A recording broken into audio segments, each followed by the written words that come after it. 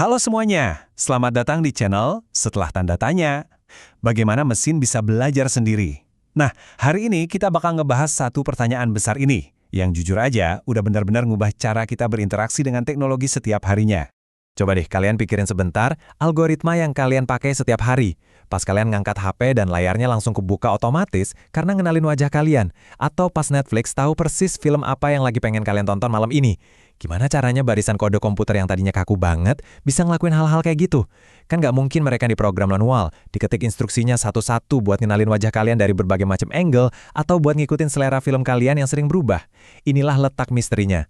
Mesin-mesin modern ini tuh nggak dikasih jawaban dari awal, tapi mereka justru diajarin cara buat nemuin jawaban itu sendiri. Keren banget kan? Mari kita bongkar bareng-bareng gimana mereka ngelakuinnya. Kalau kita tarik mundur sedikit sejarahnya, konsep ini sebenarnya udah ada dari lama banget. Di tahun 1955, ada sosok bernama John McCarthy yang pertama kali nyetusin istilah kecerdasan buatan. Sebuah visi awal soal gimana mesin suatu saat nanti bisa niruin kecerdasan manusia. Nah, lompat ke hari ini, dan boom! AI udah bukan lagi konsep fiksi ilmiah yang kaku. Cukup dengan memproses data aja, mesin sekarang udah bisa ngenalin pola dan mecahin masalah layaknya teman kita yang paling pinter. Mereka bisa bedain mana foto kucing dan anjing, bahkan bisa mahamin bahasa manusia, cuma dari menganalisis ribuan contoh yang udah ada.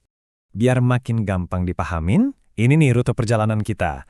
Kita bakal ngupas lapisan informasi ini selangkah demi selangkah.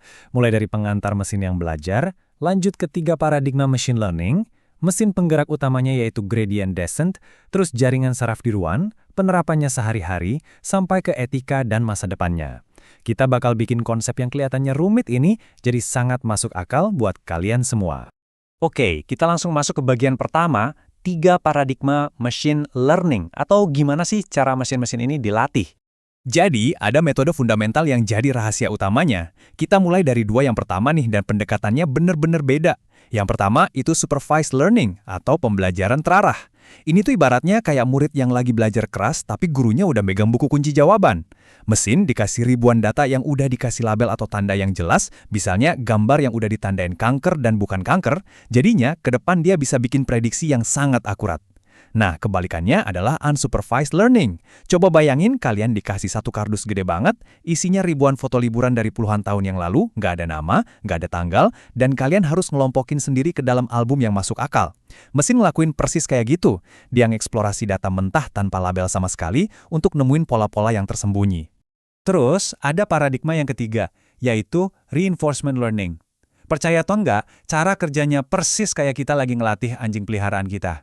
Pas anjingnya mau dudut waktu disuruh, kita kasih dia cemilan sebagai hadiah atau reward kan, tapi kalau dia nakal, dia nggak dapat apa-apa. Nah, mesin juga belajar lewat metode coba-coba ini. Dia berinteraksi dengan lingkungannya, dapat hadiah kalau langkahnya benar, dan penalti kalau salah. Ini algoritma brilian yang persis dipakai sama Google Cloud waktu ngelatih AI mereka, AlphaGo. Sistem itu belajar dengan cara mainin jutaan pertandingan game papan, melawan dirinya sendiri, dan terus ngoreksi perilakunya demi maksimalkan poin menangnya. Lanjut ke bagian 2, mesin penggerak utamanya, gradient descent. Pelan-pelan ya, kita bakal fokus sedikit di sini. Sekarang kita masuk ke dapur pacunya. Kita udah tahu cara mereka dilatih, tapi secara matematis, apa sih yang ngegerakin proses belajar ini? Jawabannya ada di gradient descent. Ini adalah algoritma optimasi mutlak yang ngemungkinin AI buat meminimalkan error dan ngoreksi dirinya sendiri dari waktu ke waktu. Di dunia machine learning, setiap kesalahan yang dibuat sama si model itu direpresentasiin sebagai fungsi matematik. Jadi tujuan utamanya adalah mencari tahu di mana letak kesalahan terbesarnya dan terus bergerak nurunin lereng kesalahan itu sampai ketemu di titik error yang paling minimum. Biar kebayang, coba deh tutup mata kalian. Dan bayangin kalian lagi berdiri di sebuah pegunungan. Tugas kalian cuma satu, nyari titik paling rendah di lembah itu. Langkah pertama, inisialisasi.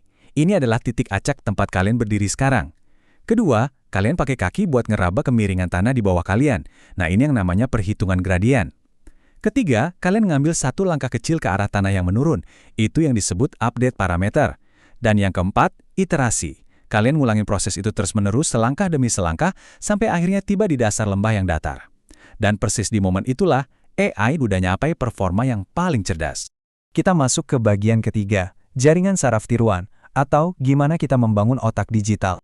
Di titik ini, kita mulai transisi dari hitungan matematis tadi ke sesuatu yang niruin cara kerja otak manusia yang kompleks.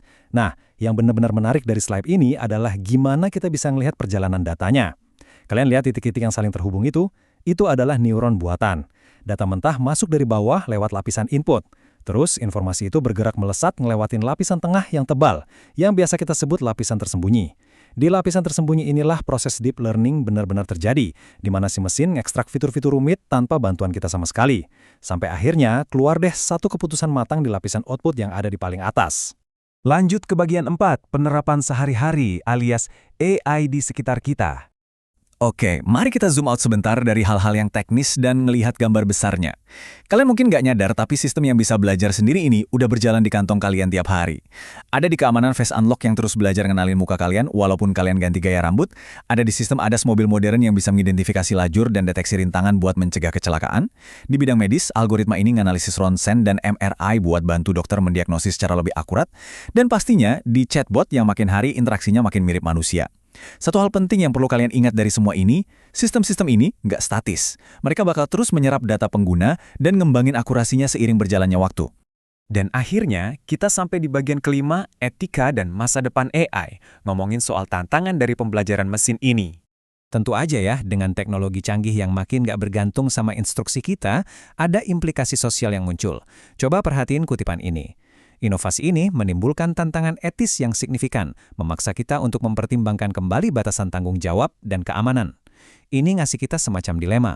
Di satu sisi, kita punya asisten pintar yang bisa nerjemahin, ngerangkum dokumen panjang, dan ngasih jawaban instan layaknya tutor pribadi. Tapi di sisi lain, ini ngundang pertanyaan serius soal integritas akademik, orisinalitas, dan bias data. Kalau mesin bikin keputusan dari data yang dia pelajarin sendiri, terus pas ada kesalahan, siapa yang harus tanggung jawab? Ini jadi perdebatan yang sangat krusial. Dan perdebatan itu ngebawa kita ke sebuah pertanyaan penutup. Lewat paparan ini, kita sama-sama ngelihat kalau barisan kode itu bukan lagi sekedar kalkulator raksasa. Mereka udah berevolusi jadi agen mandiri yang evaluasi lingkungan, ngejar hadiah, nemuin pola, nurunin lereng matematis buat ngurangin error, dan beroperasi layaknya otak digital. Jadi, coba tanyain ke diri kalian sendiri. Apakah kita benar-benar udah siap ngadepin masa depan yang digerakin sama algoritma yang bisa terus ngoreksi dan belajar dengan sendirinya? Sambil kalian mikirin jawabannya, saya mau bilang terima kasih banyak udah ngikutin penjelasan yang luar biasa ini di channel Setelah Tanda Tanya.